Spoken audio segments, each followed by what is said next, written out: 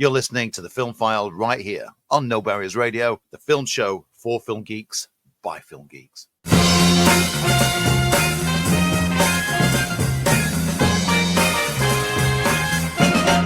Hello and welcome to The Film File. I'm Andy Meakin, and once again Lee can't be with us. Those who are regular listeners to the show will know that he's going through treatment at the moment, and we're all wishing him well and hope he gets through all this and looking forward to him returning to the show. In the meantime, I've put together another little show this week with a quick look at some news items that have caught my eye over the past couple of weeks, as well as we'll take a look back at some old deep dives that we've done in the past that maybe you've missed because you're quite new to jumping on the show, before I'll get into a couple of reviews at the end of the show for two releases from this week, Disclosure Day at cinemas and Over Your Dead Body, which landed on streaming this week. So without any further ado, let's move on with the show, with the part of the show that we always like to refer to as the news and the box office. So the box office over the past couple of weeks has been a rough ride for the big blockbusters, but is Disclosure Day the one that will finally break past the horrors of Backrooms and Obsession and take the top spot? Over in the US this weekend, Disclosure Day took the top spot away from the Scary Movies and The Scary Movie, taking 44 million in total, leaving Obsession in second place with 19 million added to its total, Scary Movie in third place, 14.5 million, Backrooms in fourth with 11.3 million, and Masters of the Universe with 8.7 million. Here in the UK, Disclosure Day again at the top spot, 5.5 million for its opening weekend. Obsession in second place, 1.5 million. Scary Movie in third with 2.7 million. Backrooms in fourth with 968,000. And yes, fifth place, exactly the same as the US, Masters of the Universe, 869,000. So Disclosure Day's opening in the US has been the strongest for a Spielberg film in quite some time. And it does bode well for a good holdover if the word of mouth can remain strong with it. Now, generally, the word of mouth has been a very mixed bag. The critics have taken a shine to it, but audiences seem very much divided. People are either loving it or hating it. You'll find out what I think about it later in the show. But in the meantime, taking a look over some of the news that has caught my eye this week. So, kind of sticking with box office, the tickets for DC films as Supergirl went on sale recently, and the numbers are coming in that are raising a few eyebrows around the industry. Deadline has reported that the film has been tracking with at least 55 million opening on the cards, which will put it in the same ballpark as The Flash and X-Men First Class. Pre-sales are suggesting the numbers could go higher. Some outlets are reporting that it could go up to about 75 million for an opening weekend. But the trade has also reported that the film has a net production budget of 175 million before global marketing spend. And they claim that the break-even mark for the film stands at around 315 million. Now, most people use the 2.5 rule as a general guideline, but this doesn't fit the 2.5 rule. And it's for the same reason that Superman didn't fit the 2.5 rule, as James Gunn explained, that they use tax breaks and smart marketing budgets in order to reduce the costs down further. So 315 million worldwide, it's doable, but it could be a bit of a struggle if it doesn't get off to a strong launch. We'll know more as we get closer to the release date at the end of the month. This is a summer, like we've said before, of multiple blockbusters getting released so close together.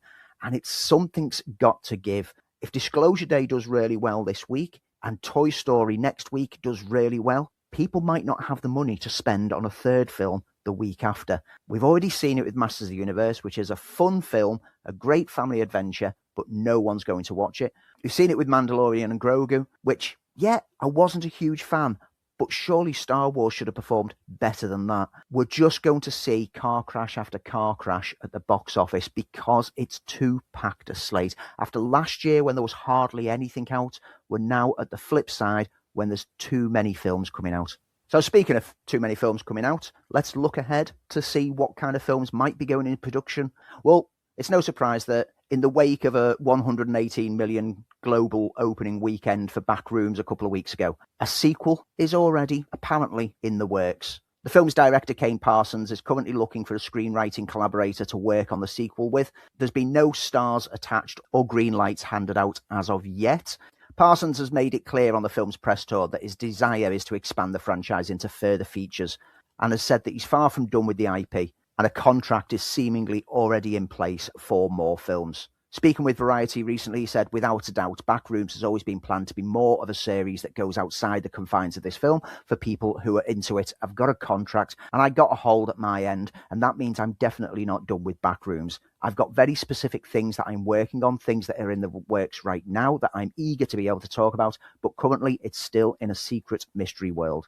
The film has been holding over well with audiences at the box office. It's no doubt that it won't be long before we see a green light flash up to tell us that the back rooms are open once more. It's been a bad news over the past couple of weeks for fans of TV sci-fi. We mentioned months ago about the revival of Stargate that Amazon had ordered. Well, sadly, in the past couple of weeks, we got the news that that's been scrapped. The report came from Variety saying that after Martin Gero, who was a writer on the original Stargate SG-1 and Stargate Atlantis, was set as writer, executive producer and showrunner for this new series, Amazon were concerned that Gero's take would not have broad appeal, to give their words, beyond the franchise existing fan base. No story specifics were ever released for what his take was going to be, so it's not clear how it was going to incorporate the existing lore of the franchise, and it kind of suggests that maybe it was going to be too closely linked and not opening the gate for new people to jump on board and catch up with it. Despite it being scrapped at this stage, Amazon is still exploring new ways to further the franchise. Gero also remains under an overall deal with Amazon MGM Studios and will continue to develop projects going forward, but whether he'll get back involved with Stargate directly remains to be seen. And you certainly can't have missed the news over the past couple of weeks. The BBC have officially cancelled the Christmas special episode of Doctor Who, and Russell T Davies and producer Bad Wolf are both exiting the sci-fi series. The BBC themselves made the announcement last Wednesday, saying they're aware it was going to be disappointing for fans after promising it last year, but they do add that this is being done in order to set the show up for future series. With them saying, it was decided that rather than bridge the gap with a one-off special, we're choosing to push forwards to invest in the long-term future of the show, which ensures that when the TARDIS lands once more, it does so in all its glory. The show is now being put out to competitive tender, so either BBC Studios or an independent producer will have the opportunity to reinvent the franchise. And in the wake of this news, Russell T Davies took to Instagram to confirm it and added that all the talk of a completed script and potential actors was a smokescreen. In his words, and so goodbye from me to Doctor Who, but hello to a big new future for the show, as the BBC announces it's putting the show out to tender. As a result, there won't be a Christmas special. We only cooked that up to guarantee a future when no one knew what would happen. But now we do know, there's no need for it. You'll have to wait a bit longer for new Doctor Who, but you'll be waiting for more Doctor Who than a one-off, so it's worth it. For the record, there was no script, I never wrote it, and no actor was ever approached to play the Doctor. Now, as a Doctor Who fan for, well, many, many decades, this has come as a bit of a blow, but it's more come as a blow because of that arrogance from Russell T Davies, basically saying, yeah, I kept lying to you because I said that we had the script ready. Yeah, we were going to start shooting. Why lie? Now, I said in the past when Russell T Davies was coming back to Doctor Who that I've never been a huge fan of him. I think he writes himself into a corner too much. His ideas start off good, but he doesn't know how to deliver. And whenever he's pulled up on any criticism, his response towards his fan base has never won me over. He's very derisive towards the fan base, and I've never quite latched onto that. There never feels like there's been a heart for Doctor Who under his era. Yes, there's been some great episodes, but those episodes tended to be written by someone else, Moffat. But the recent series with Ncuti Gatwa had some great highlights. Now, a lot of that was probably because of the Disney money that came in and allowed them to be a bit more creative and experimental. And it's a shame that Gatwa's era came to an end so swiftly. It's a big shame that we won't get to see a Christmas special. I do think that they could have still gone ahead and done a one-off special and not had a regeneration into a full Doctor at the end, but I do kind of get why they want to wait until they get a new creative force on board, new production company, who will want to take it in a new direction, and that's when they can start talking about how they lead into that. This isn't the first time that Doctor Who fans have been through this. Hey, some of us lived through that 90s era when all that we had was one TV movie, which really, I want to see Paul McGann come back. Any production company that decides that what they want to do is cover the Paul McGann era and bring Paul McGann back, I'm all for that. What the future will hold remains to be seen. I won't be surprised if we start hearing some rumblings within the next couple of months on this. even though some of the trades are suggesting it could be years without it. Either way, Doctor Who isn't gone for good. Doctor Who will regenerate and will come back in one way, shape or form. And coming back in one way, shape or form, the Jump Street franchise. So we had 21 Jump Street, great film, really fun. 22 Jump Street, even funner. Well worth checking out. If you've never seen the Jump Street films, seriously get them checked out. Well, there's been rumours ever since that second film came out in 2014 that they would move on to do a further film. And even the end of Jump Street 2 had loads of posters for a mock franchise continuing through, showing how silly they could get with it.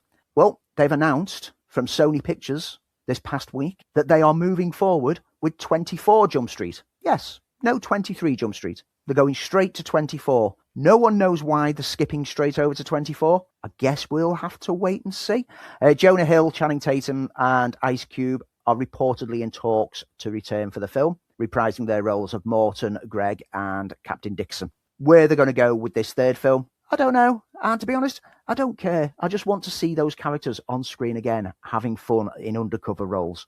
Rodney Rothman is going to direct the movie from a script he wrote with Hill and Megan Malloy. Rothman also worked with Michael Bacall and Oren Uziel on the 22 Jump Street script. Phil Lord and Chris Miller, who directed the two previous films, will retain on board as producers. There's been a couple of updates on the Paramount and Warner Brothers deal that is in process. The Competition and Markets Authority, which serves as the UK's competition regulator, has commenced an investigation into the proposed Paramount Skydance acquisition of Warner Brothers Discovery.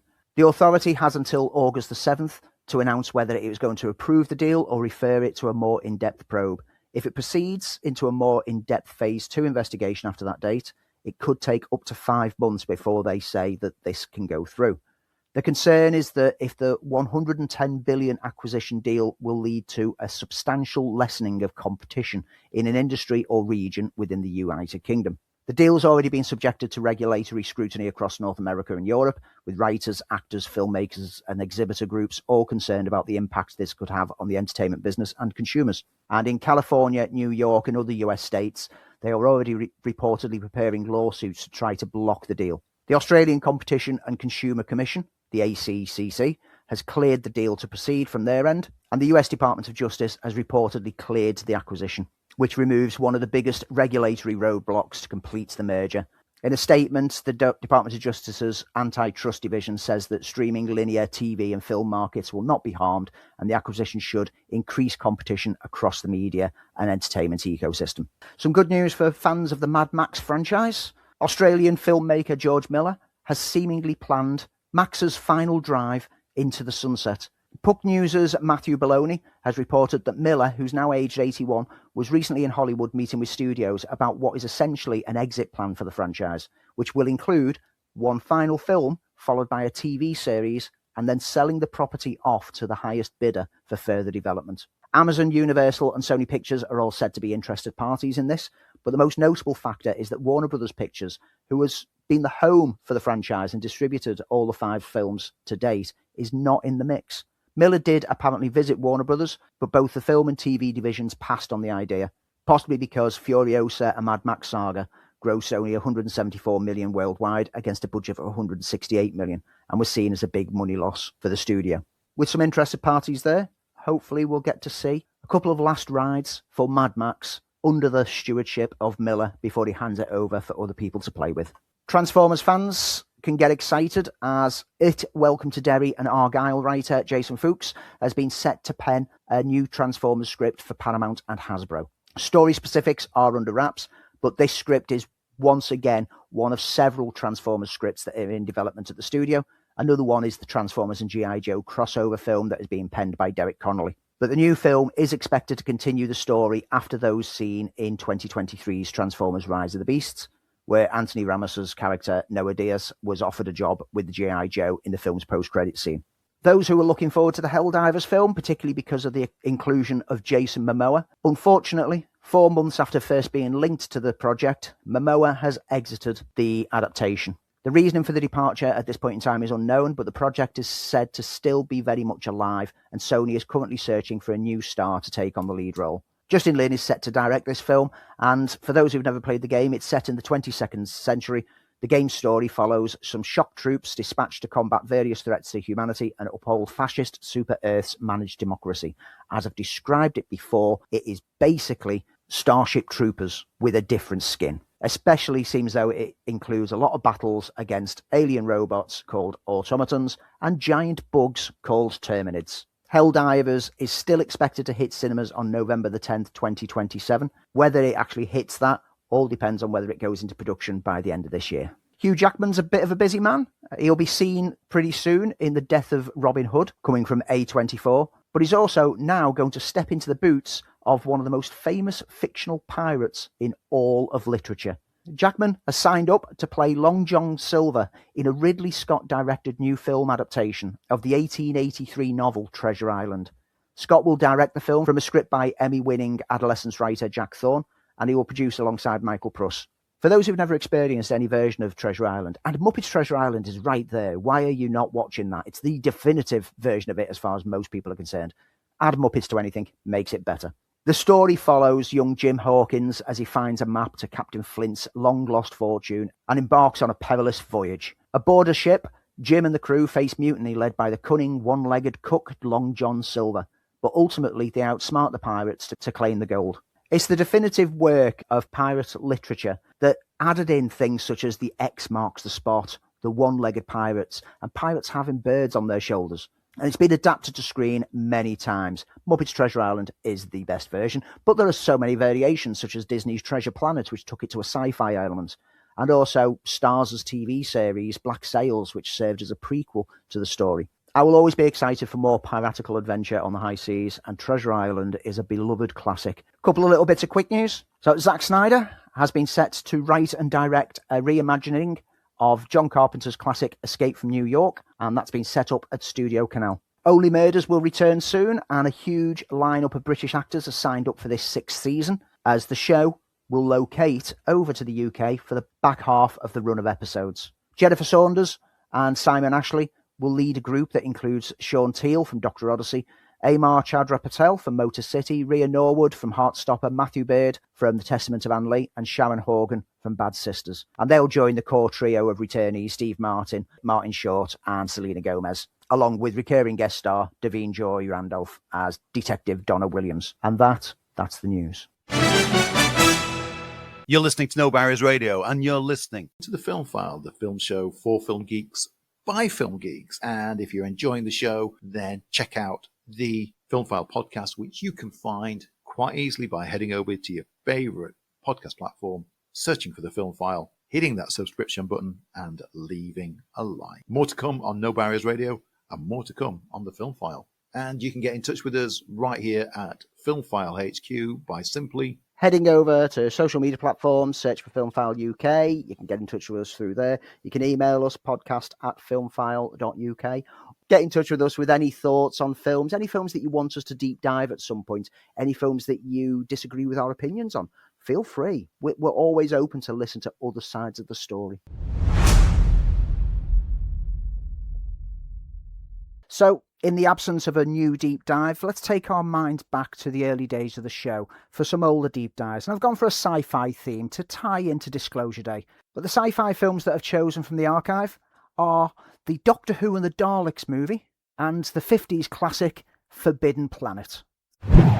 This week's deep dive is a kind of I think a very personal deep dive for both Andy and I. This takes us back into our childhoods, not liked by everyone, but loved by many. We're going to be looking at the 1965 British science fiction film, directed by Gordon Fleming, written by horror meister Milton Sebelsky, the first of two films based on the British science fiction TV series Doctor Who. Stars Peter Cushing as literally Doctor Who. And first up, we're going to be talking about Doctor Who and the Daleks. This is how it began. The adventure that started by accident, taking us out of this time and place to a lost planet. Who's there? Who's there? You have invaded the world of the Daleks. Back in 1963, when Doctor Who landed on the BBC, it did okay. And then they introduced the Daleks in the second episode. And boy, did everybody go crazy for the Daleks. It became the must-watch show, a much-loved show. The TV series at that time starred William Hartnell as the Doctor with his granddaughter Susan. It was pretty much set the format for the Doctor Who that we know today. In light of this, there were two big screen outings. Low budget, actually very low budget, costing £180,000 per movie, which, trust me, I think I've made music videos for about that. They had the one big advantage that the TV series could not deliver, and that was, wait for it folks, colour. Yes, these movies were in colour, and if you've had the good fortune to see them, boy, are they colourful. They redesigned the Daleks to become more imposing. They're bigger and more colourful. You get red Daleks, blue Daleks, black Daleks. You get a very, very different take on Doctor Who as played by Peter Cushing. He's actually a character called Doctor Who invents a time and space machine. Why in the form of a police box? We don't know. And along with his granddaughters Susan and Barbara's boyfriend Ian, they are accidentally transported to another planet by Doctor Who's latest invention. Upon discovering a city, they come across the Daleks. And boy, do they have fun for the next 82 minutes. As I said, got a lot of love for this film. I remember going to see it at a special screening one Saturday afternoon. I think it's the first time that my mum had dropped me off at the cinema and I was allowed to go in and sit by myself and watch a film. And for all its issues, and there's a huge list of issues with it, I thoroughly enjoyed it. This is not the Doctor Who from the TV series. The Doctor's not a Time Lord, he's an inventor. He is wonderfully played by Peter Cushing, who brings the character to light as a kind of forgetful grandfather type, as opposed to William Hartnell's more sort of acerbic Doctor. It doesn't fit into any of the established canon. It is what it is, and it's probably more fun for it. Did well, so much so that there was a sequel. But Andy, we know that elements from the programme were used, and various characters such as the Daleks and the police box were all reimagined into this film and subsequent film. Do you have love for the original Doctor Who and the Daleks? I do. It's maybe not as nostalgic love as you have, because you got to see this at the cinema as a young'un. I got to see it on TV after having been made aware of it years beforehand. So I must have been about 11 when I finally got to see this.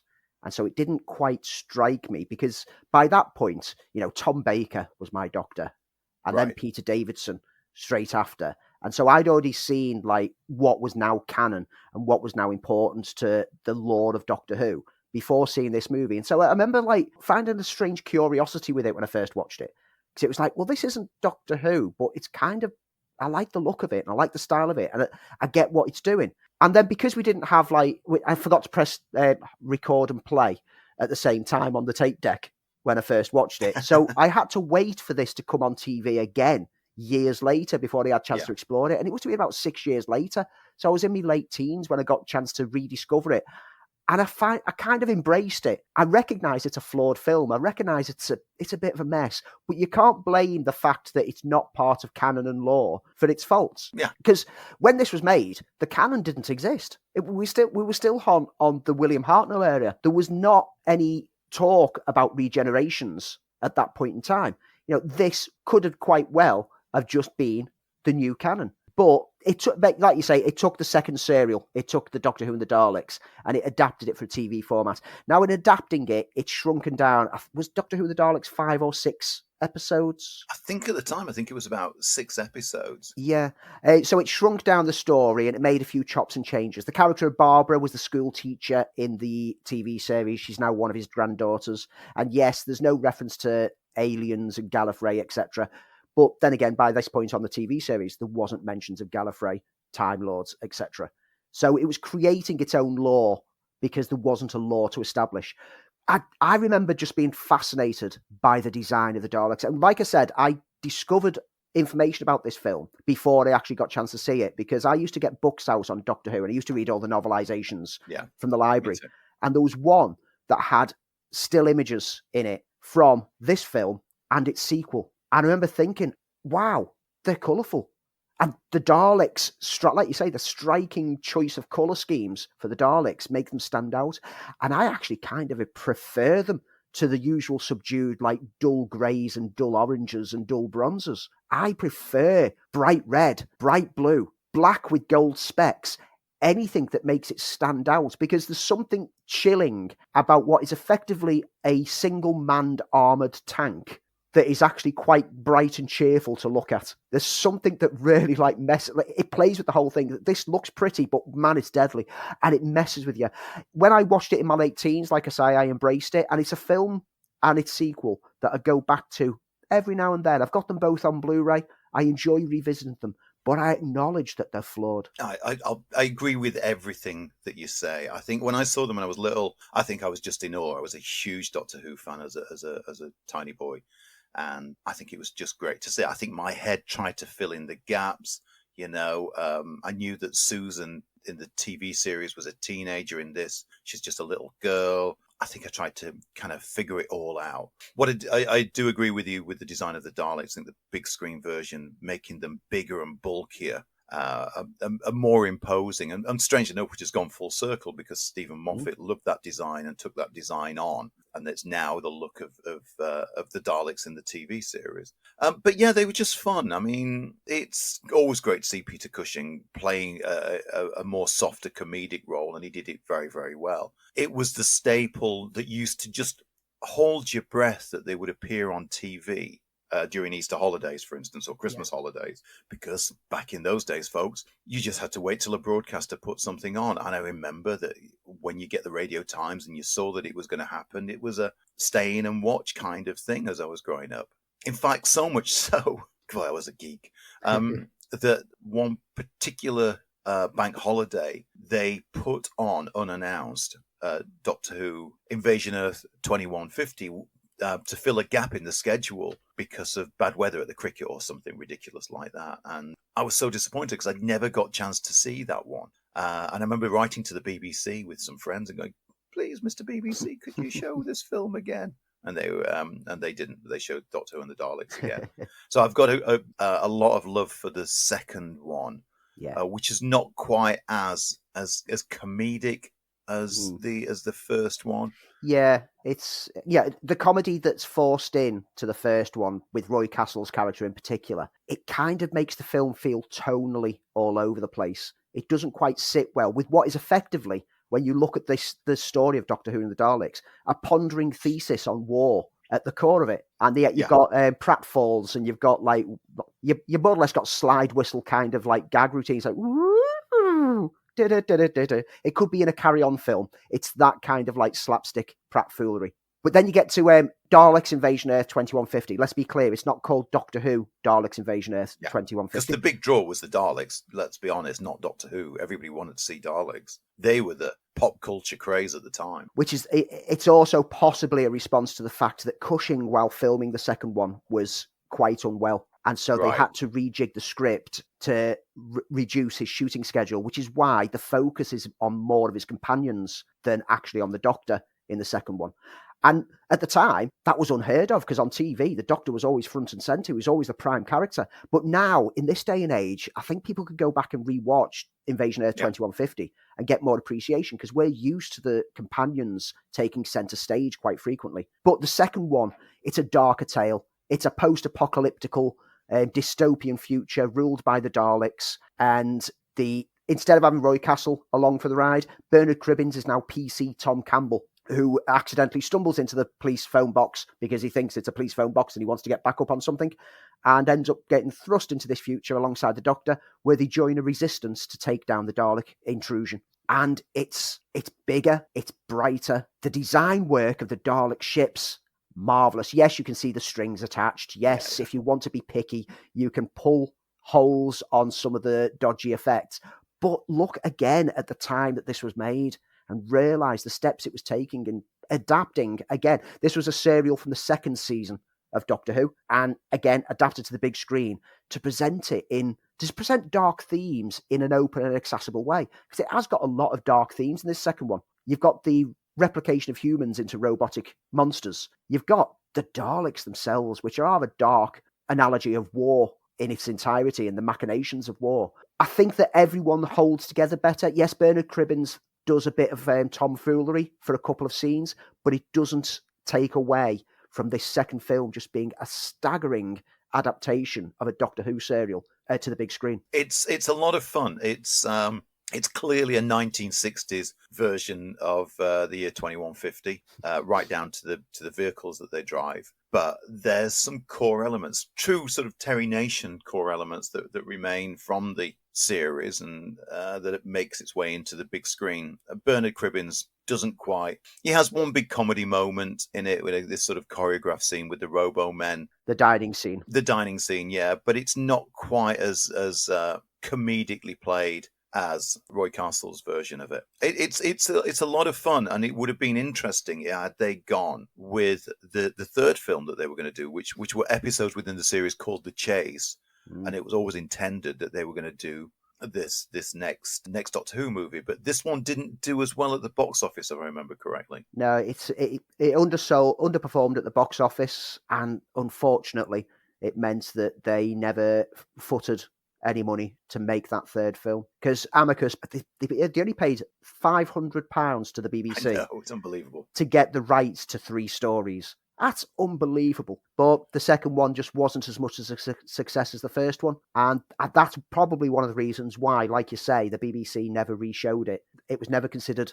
appealing enough. And so they focused on that first film that was a success as the one that they will constantly re-show on TV over the years, which is why Daleks Invasion Earth 2150 was more of a curiosity than that first Doctor Who and the Daleks, because tracking it down up until recent years was a nightmare. Right. But now we've got the digitally restored Blu-ray editions with extra features on them. You know, we're living in an age where we can explore these, we can find them easily. But back when we were young, finding these things was impossible. Yeah. I had to just keep reading the novelization of it in order to experience Daleks Invasion Earth 2150 after the first time I'd watched it, because I couldn't find it anywhere. Well, that's right. And as we know, a lot of those episodes no longer exist because the BBC, in a bid to save money, reused the tapes and recorded over the tape. So unless anything appears in an attic, as seems to happen every few years, you never get a chance to see some of those episodes. So they belong in either your memories or in whatever way that you could read about it, like the novelizations or annuals and that kind of thing. And that's how you remember them. But with both films, I have an awful lot of love for. I think, as you said, they're cheap in comparison. They're a bit silly, but they're a lot of fun. And I've got the love for that fun as a 9 or 10-year-old seeing probably both films for the first time, and again seeing it in color and seeing an era of Doctor Who that I've never had a chance to watch, and they were a big deal at the time. There's always been talk of a Doctor Who movie, even as of recently. Yeah, another offshoot Doctor Who movie. I've got a couple of scripts for unused Doctor Who ideas. One that was to feature Tom Baker. Another one was kind of a reinvention of the Daleks. It was almost like spider-like creatures. But I don't think we'll ever get a big movie outing. And I don't know if it'll necessarily work as a big movie outing. But I'll have some love for these two because they are about a time and a place, ultimately. The closest we've ever had was the Paul McGann movie from the 90s, which finally got accepted as being part of canon and lore in recent history. Up until that point, there was arguments in the Doctor Who fan base whether that actually slotted in as part of the canon. I think only 2 years ago they were talking about a potential big screen outing for Doctor Who, but all that will be now is an offshoot of the actual series that we see on TV. It won't be daring enough to be as different and as fresh as what these two films were, because the fan base, if they get a big screen outing now, they just want David Tennant coming back. They just want Capaldi coming back. They all just want the established names. And that's the problem that we've got in this day and age, is that everyone wants their own particular Doctor. When these films came out, there wasn't anything more than just one Doctor. We're going back in time, not in a time travel kind of way. We're going back to 1956 to an absolute classic science fiction film. It came from Metro-Goldwyn-Mayer. It was one of the biggest productions in science fiction that had been seen way back in the 50s. It was inspired, strangely enough, by William Shakespeare's The Tempest. And this film is Forbidden Planet. Sir, we're being radar scanned. United Planets Cruiser C-57D. J.J. Adams commanding. Who are you? Morbius of the Bellerophon. Well, Dr. Morbius, my orders are to survey the situation on Altair 4. Commander, if you set down on this planet, I warn you that I cannot be answerable for the safety of your ship or your crew.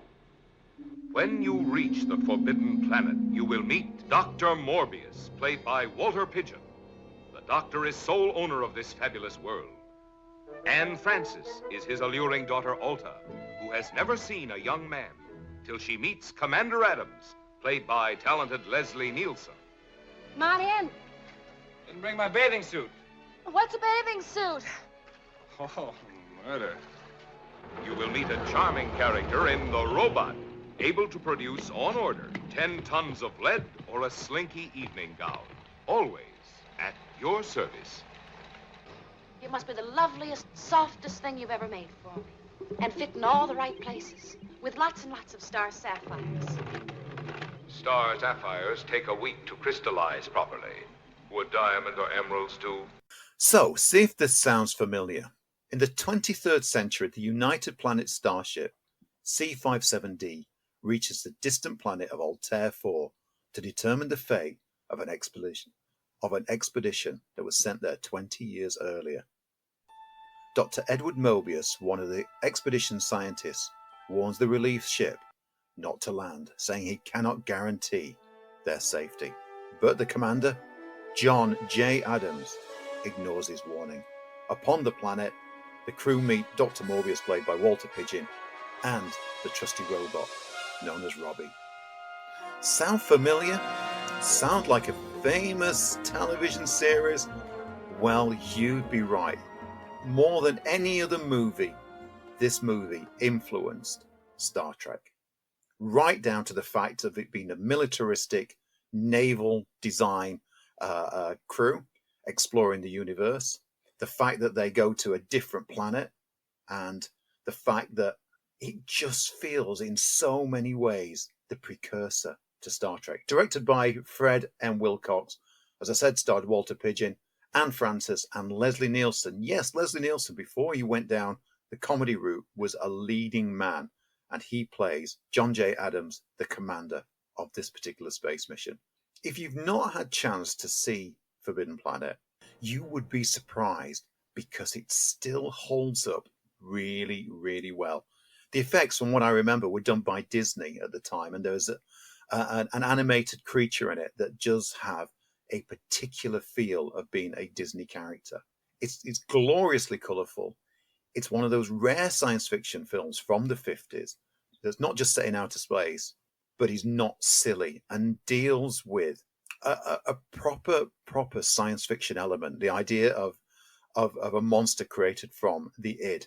And it has scope and style that you've seen played out in many, many science fiction films, as I said, from Star Trek right through to Star Wars. And because of that, it feels amazingly fresh. Yes, it is nostalgic. Yes, it is a throwback to the 1950s, and gender politics aside, it can't help but be a film of its era. But it's a glorious, glorious science fiction film that, as I said, still stands up. Beautifully made, beautifully designed, and a huge influence on what we're seeing today. Andy, your love or no love for Forbidden Planet? I've got a lot of love for Forbidden Planet. I jumped onto this quite late on, and it was through, again, I've mentioned before how BBC Two used to do sci-fi movies, classics seasons, and that was when I first saw Forbidden Planet. And straight away, my love of Star Trek made me love this from the start, because I was just like, this is a prototype Star Trek. Yeah. This is everything that Star Trek was. The film was made at a time when most sci-fi was sneered at and considered dumb entertainment on film. Low-budget B-movie flicks. There were standout films, but generally they were just creature features, aliens from another world kind of things. Films such as Forbidden Planet came along to show that the genre could be more adult and serious. Sci-fi as a genre in novel format around the time was tackling political themes and social themes in Fahrenheit 451, 1984, and Huxley's Brave New World. But in film, it was just popcorn entertainment about invaders from Mars. Forbidden Planet was amongst one of the first, and maybe was the first, to take the tale to another world outside the solar system. It was no longer Mars or Venus or Jupiter. It was way out into unknown, uncharted territories. And to do so, it had to create a believable yet utterly alien environment to set the tale in. And that's where you've mentioned the Disney animators who created the id, the creature that causes problems for this lost colony. But also the matte paintings, the design work, the model making for the great machine which lies under the planet, and there's a great shot where you see the interior of the machine with like channels going down into oblivion, and there's just a pathway across it that the cast are walking across on a beautiful matte shot, which I saw an interview with Leslie Nielsen where he said that they actually got them to walk from one end of a studio lot to the other, filming them from above in order to get the distance that they walk before they could map it in to this painting. And that gives the absolute grandiose nature of this design. MGM wanted to make this the very first A film. No B movie ideas here. They wanted it to be a serious film. And so they treated it completely with respect from start to finish, making sure the budget would allow it to be given the adaptation that it needed. And when I say adaptation, as we've mentioned, it's an adaptation of The Tempest, a Shakespeare story, a classic story. And that makes this film serve as one of those examples that shows that you often hear people say, oh, Shakespeare, it's dated. It's for an older audience. You can respect Shakespeare, but it's not really relevant to today. But you can adapt any Shakespeare story and give it relevance for modern audiences through sci-fi or through action adventure. Hell, in recent years, The Lion King has shown that Shakespeare is still relevant today. Yeah. I loved this. It was strange when I started watching this for the very first time, because by that point, I was aware of Leslie Nielsen through Airplane, through Naked Gun, through Police Squad, through Repossessed. He was a spoof comedy actor. And so it was jarring to me when I first watched this that, hang on, is this supposed to be a comedy? Because that's Leslie Nielsen. But no, this was Leslie Nielsen when he was a serious actor. And he was the lead role. And he's the archetype, again, that characters like Captain Kirk was drawn from. He was the stoic, heroic lead captain of the ship who's also a potential romantic interest with the one female on the planet. Everything in the DNA of this film became the DNA for future sci-fi exploration shows, especially Star Trek. Everything to do with Star Trek is in this film. Yeah, I mean, you can even see it straight through to Alien and Prometheus, to that matter. And why it feels timeless is, as you said, the production values are absolutely fantastic. The scope of the film, some of the ideas of the film are pretty huge for the time, which makes it into a proper science fiction film. As you said, a lot of the movies at that particular time. There were a few outstanding ones, but they were your Mission to Mars as Mission to Venus, and they were low budget with some silly looking alien, and not much in the way of weight. This carries weight, and maybe the only thing that sort of lets it down is a sort of 50s sensibility, because the crew is an all male crew. They feel like soldiers in space and feel like a platoon movie.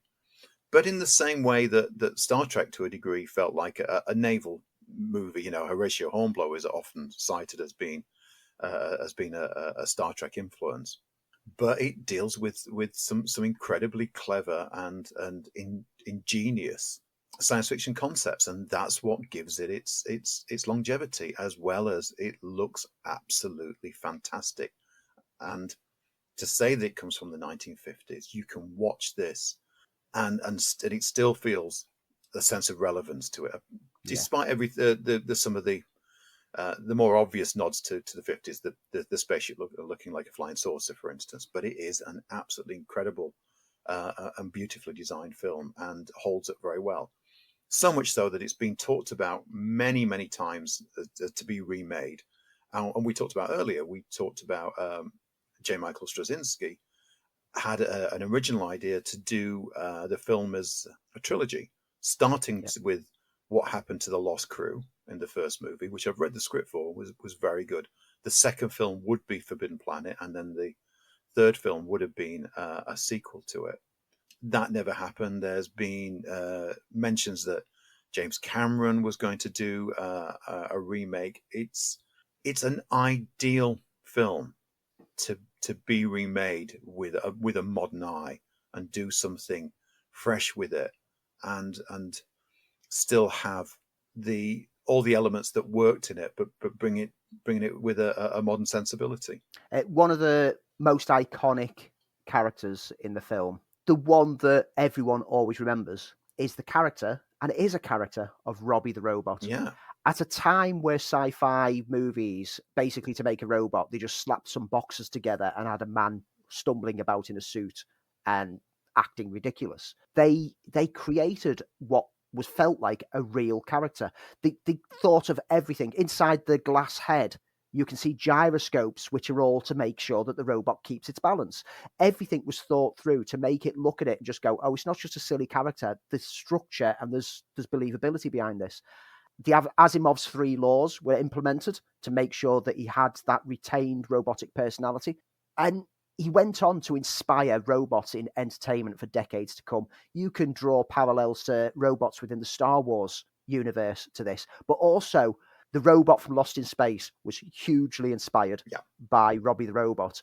And also Robbie cameoed in one episode of the classic Lost in Space series where he battled the robot from Lost in Space in a memorable moment. The robot himself popped up on TV shows and films for guest appearances, some named, some casually just dropped in and not referenced, but just there for the next couple of decades, including in the 80s when you can see him in the background of one scene of Gremlins. Yes. And the robot himself was inducted into the Robot Hall of Fame in 2004. Robbie the Robot holds a special place in any sci-fi geek's heart and always will do, because it was the first time that a robot was... well, if we ignore Metropolis to a degree, because Metropolis was a huge inspiration for later robots, but Robbie was the one that added personality to robots for the first time and really made them more than just side characters in a film. He was a central part of the film. Yeah, so much so that he had a spin-off kind of movie called The Invisible Boy, which is not related in any way to Forbidden Planet, but it is Robbie making that appearance. Yeah, an absolutely iconic design. And that's what gives the film its credibility. It was a thought-out science fiction film. It wasn't a throw-together B-movie. It has an elegance and design to it which make it the classic that it is. And as I said, there's a lot going on in this film. This film has a proper science fiction raison d'etre. It exists to tell a bigger story rather than guys going to a different planet and fighting a monster. This is why it's a classic. It's a timeless story. And I for one, wouldn't mind seeing a new version of Forbidden Planet, because I think it's such a strong story that it can be retold without losing or damning the original in any way. You can add to it rather than try to copy it. And that's Forbidden Planet. Andy, can we find it anywhere if we want to watch it? Not at the moment. It's a one that pops up on terrestrial TV regularly. So it will eventually be on BBC iPlayer, I imagine. Yeah. But at this point in time, you can find it on the streaming services, but it's for rental fees or for purchase fees only. I did have a Blu-ray of it, which I gave to a friend and never got back. And it's just reminded me this last week that chase them up and get that I've back. got to chase it up and get it back, because it's certainly worth seeing. There's also on YouTube, there's a really good approximately 30 minutes behind the scenes documentary about the making of the film, with interviews with a few of the cast and some of the creators behind it. Well worth checking out to give some insights into how seriously they all approach the movie. And that's Forbidden Planet, and that's our deep dive for the week. And now it's time for a couple of reviews. So, opening at cinemas this week, you can't have missed all the excitement and anticipation around it. Maybe you've already caught some reviews of it that have made you think one way or the other. But Spielberg has returned to the screen with Disclosure Day. What did you steal? Secrets. From Steven Spielberg. People have starved for the truth. What are you gonna do? Full disclosure to the whole world. On June 12th. The world is on the brink. Yeah! If you do this, there's no undoing it. 3, 2, 1. This is Disclosure Day. Disclosure Day. So Spielberg has returned to the themes of alien contact and humanity once more with his latest sci-fi outing.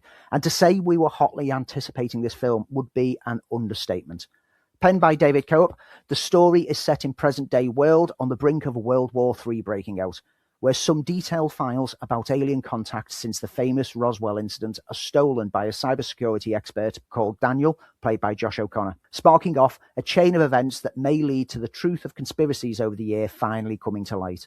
At the same time, a TV meteorologist, Margaret, played by Emily Blunt, starts to exhibit psychic abilities, which may be of alien origin, putting her straight in the targets of government operative Noah Scanlon, played by Colin Firth, who sets about hunting her down alongside Daniel to restore the secrecy that his agency has covered up for decades. Spielberg has commented in interviews that this film is part of an unofficial spiritual trilogy of alien contact films, with Close Encounters and E.T. forming the first two entries. But I'd also suggest that this has a close connection with his 2002 miniseries Taken, which Spielberg was behind. Through the lens of sci-fi and alien contact, Spielberg explores themes of humanity, with an optimistic and hopeful outlook for where we can move as a world society if we just all come together. Here, it is no different, as whilst the central story chase forms the main focus, it's the evolving world state playing out in the background where the real story is. Thus, Blunt's character's sudden ability to understand and communicate in other languages is more significant when set against the backdrop of a world that is close to self-destruction through inability to communicate and come together. With O'Connor's character also exhibiting similar abilities, the pair may be humanity's only hope to grow and evolve into one planetary nation, and the secrets that are kept from the public could be the very thing to unite us as a planet. These are the same wonderful themes of humanity that Spielberg is more than a master of and has delivered on many occasions. However, as the film played out, I found myself liking but not loving this. The cast are all absolutely delivering their finest work in more than capable hands of one of the best directors of the last half century, and with an understated score by John Williams that serves Cope's beautiful screenplay, there is nothing actually wrong with this film.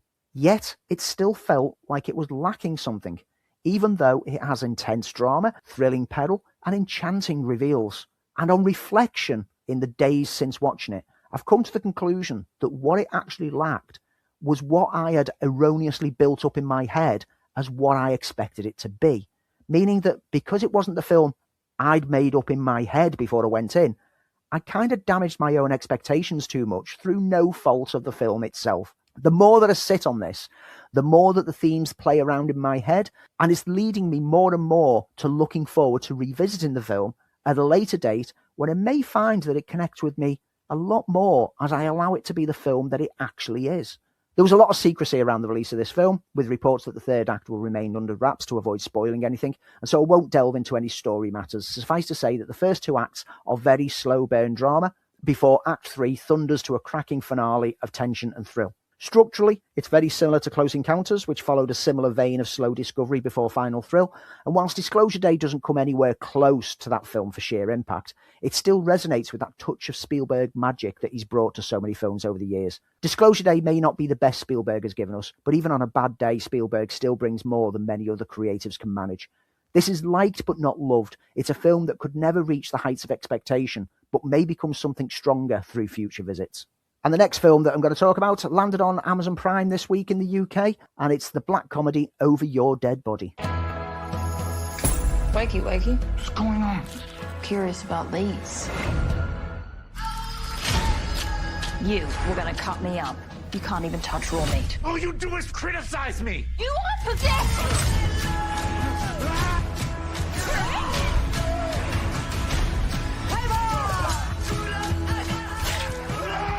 It seems like you guys have some marital issues. A remake of the 2021 Norwegian film The Trip, Over Your Dead Body stars Jason Segel and Samara Weaving as an unhappily married couple, Dan and Lisa. One of them a struggling director and the other an aspiring actress, who have planned a vacation at their remote lakeside cabin. Dan intends to use the vacation to finally rid himself of the burden of his wife, with the help of an ex-convict acquaintance. But when he sets his plan into motion, he is stunned to discover that Lisa was also planning a murderous outcome.